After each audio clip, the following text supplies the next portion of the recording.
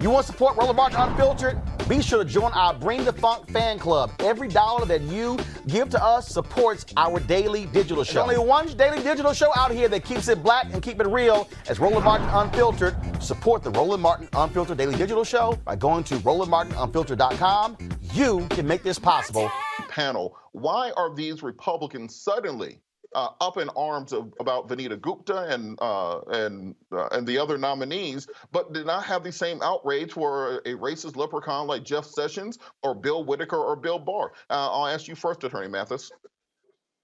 Well, thank you, Robert. It's a pleasure to be here with my good sisters Melanie and with CK. That's always a good thing. But this isn't about logic or about respect for the rule of law. This is a raw power grab based on extreme fear and just afraid of what the future holds in this country and the demographics here. But what's interesting to me about it, they kept saying radical, they're radical. And I thought back 150 years ago, giving African Americans the right to vote and land being confiscated and given to them, that was also radical. Remember the radical Republicans? They switched names, but it's the same philosophy. None of the benefits of citizenship are owed to Black folk. And these women, we need an independent Justice Department. William Barr has really corrupted what it means to be an independent. And with this report that just came out this week, we see that folk at the Justice Department might have been complicit in the Russian interference with the 2020 election, not the 2016 one. So you have to consider the source. I mean, I'm sitting there looking at them ranting and raving at Kristen Clarke and Vanita Gupta and wondering, how stupid do they think their voters are that they didn't hear their prior inconsistent statements? CK just is picking up on that. This idea that people who defend civil rights are somehow radical. We read the quote from Jeff Sessions, when Jeff Sessions said the NAACP, SCLC, Operation Push, and any other group fighting for civil rights were radical and un-American back during his confirmation hearing in the 80s. But suddenly, despite the fact Republicans had no objection to that, now they have objections when you have women who are really fighting for civil rights. Help us understand what's going on. Well, you can't understand the inexplicable. You can't understand the ridiculous. You can't understand craziness. You can't understand lunacy. It is completely an exercise to me in craziness. Tucker Carlson said craziness. What's crazy is when you have two eminently qualified, intellectually proven women who have trial experience, who have life experience, who have leadership experience, who have worked at the Justice Department, who know their practice areas and subject matters inside out, have a proven track record. You look at the case of Kristen Clarke, she's going to be overseeing civil rights. Of course, she must have experience in civil rights. So it is an exercise in lunacy to sit and dissect their backgrounds in the manner in which it's being done, because it's simply based on their race and to some degree gender. It's just, for me, that's completely transparent. It's hypocritical. And frankly, these lawmakers need to be ashamed of themselves.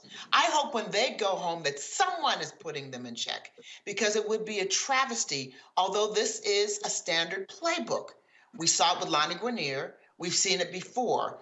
There's nothing new, but it is sad, it's tragic, and I just hope and pray that the American people this time around make enough calls and put enough pressure on the senators so that these two eminently qualified women are confirmed and will be at the Justice Department. We need high-level, strong people, women like these two in the Justice Department. It is time to stop the craziness, the madness, the racism, and gender bias that we are seeing front center when it comes to these two eminently qualified women. It's simply not justifiable. It's inexcusable. It's not explainable. And I hope and pray that the American public sees through it and that people will impress upon the senators to do the right thing and confirm these two nominees. Melanie, Donald Trump's second attorney general, Bill Whitaker, was a former Iowa football player who worked for a company that patented a special extra large toilet. And that was his qualifications to be attorney general. What does it tell us about white privilege and particularly white male privilege that they had no problems with a football player and toilet salesman being attorney general, but they questioned the qualifications of Ms. Gupta and Ms. Clarke? Thank you, Robert. It's awesome to be here with my sisters. And you, the bottom line is they lost. Okay, I'm like, so you lost. And this President Biden has the right to put in the people. We know they're qualified. They're eminently qualified. But as Black women and women of color, we always held to a different standard. We have to continue to push back on that, continue to push our friends in the Congress to make sure that they stand strong.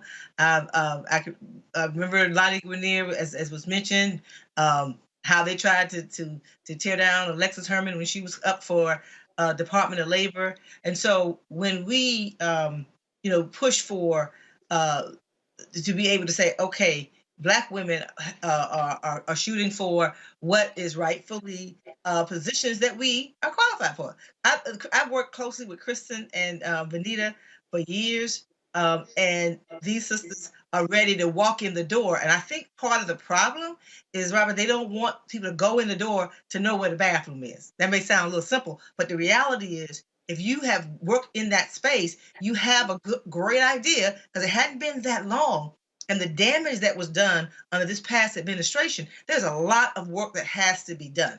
And because I think it was, I was reading that Thurgood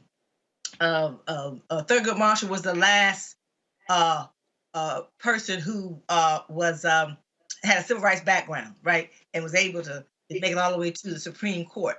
And one of the challenges we have is that we do need people who understand racial bias, racial voting rights, and all the things that Black people voted for. Black women said, we want this administration to address three top things. One is systemic structural racism and hate crimes, as we saw what happened in Atlanta.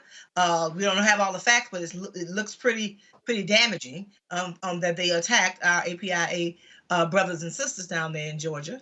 They want to the candidate that they voted for and the Congress to address COVID-19, eradication of that, make sure that the bias is not there, right? So at the end of the day, and then policing and criminal justice reform. These ladies these sisters have the qualifications par excellence. And so at the end of the day, that's why I can remember hearing a lot of Republicans say, and this is not partisan, it's just factual, elections have consequences. So the consequences is the person who got elected should be able, if those people are qualified, and all this shenanigans going on trying to tear down their character, and that's a historical issue for Black people, period, in this country. And we just have to continue to push back on that and make sure that we continue to speak up and speak out. So I'm glad to be a part of the conversation tonight. All right, folks, back to our Roland Martin Unfiltered video in just one moment. It's time to be smart. When we control our institutions, we win. This is the most important news show on television of any racial background. Y'all put $2, $3, $4, $5, $10, $15, $20, $30 on this and keep this going. What you've done, Roland, since this crisis came out in full bloom. Anybody watching this, tell your friends. Go back and look at the last 2 weeks, especially of Roland Martin Unfiltered. I mean, hell, go back and look at the last 2 days. You've had sitting United States senators today, Klobuchar and Harris. Whatever you have you can bring to Roland Martin Unfiltered to support it, please do, because this information may literally save your life. Watch Roland Martin Unfiltered daily at 6 p.m. Eastern on YouTube, Facebook, or Periscope, or go to RolandMartinUnfiltered.com. Support the Roland Martin Unfiltered Daily Digital Show by going to RolandMartinUnfiltered.com. Our goal is to get 20,000 of our fans contributing $50 each for the whole year. You can make this possible. RolandMartinUnfiltered.com.